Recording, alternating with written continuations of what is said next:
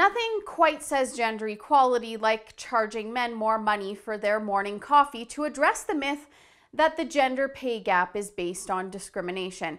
No, I'm not even joking. Handsome Her in Australia has 3 rules 1 week a month, including that men only be asked to pay an 18% premium, women be given priority seating, and they request that respect goes both ways. Okay, so this is obviously absolutely ridiculous. This is a private business and they can do whatever they want, but it doesn't mean this whole scheme dreamt up by these feminists is going to work. Usually throwing money at problems isn't a solution, but that's a little side note on this one. Let's talk about this fake discrimination taking place when it comes to salaries between the sexes that celebrities like Beyonce and former President Obama popularized and like to virtue signal over that exists simply because men and women usually take on different roles in life. Men and women are different, and maybe being less hypocritical and just accepting that would make this made-up problem disappear. Let me explain. The reason women make less than men is not because of sexism. It's because we generally choose different careers and we don't work as many hours. It's just that simple. And this is mostly tied to having kids. So yeah, of course we're likely to make less than men who stay in the workforce and make more money because they work more hours. Does this mean women are lazy slouches or that they can't get well-paying jobs simply because they're being discriminated against because they're women? No way. It just means that we usually fill the caregiver role. So naturally, if men took on that role more often, the average income of women would likely increase. But we probably won't be seeing more fathers caring for their kids full-time until the stigma that comes along with being a stay-at-home dad is addressed.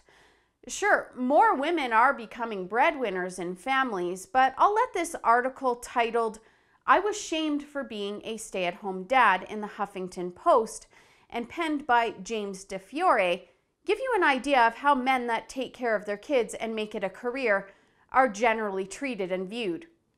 In this piece, he says, strangers, sometimes men, but mostly women, would make off-the-cuff comments about me staying home to take care of my kid, or me making my wife work, or rolling their eyes when I would tell them I was a stay-at-home parent.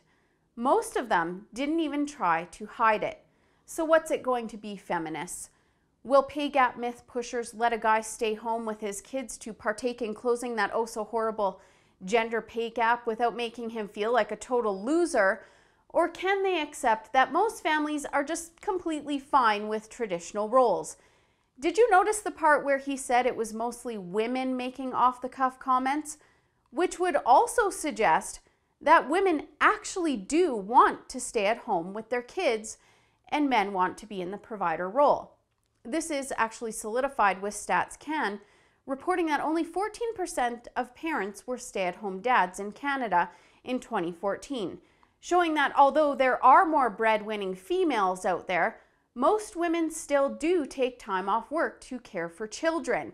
Actually, the author of that article in the Huffington Post goes on to say that the off-the-cuff comment struck a nerve because he'd rather be the breadwinner and have his wife stay home.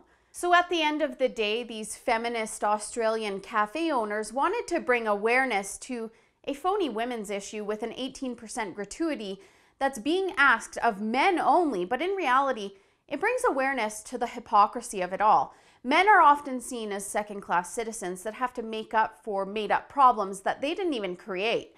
And even more so, this little case in social justice also begs the question, where's the real inequality? For the Rebel.media, I'm Holly Nicholas. Thanks for watching. Have you heard that YouTube is cracking down on content that they deem controversial? That could mean anything, and it could mean it affects us at The Rebel. So we want to build a conservative alternative. If you can help us out, visit theycan'tstopus.ca for all of the details.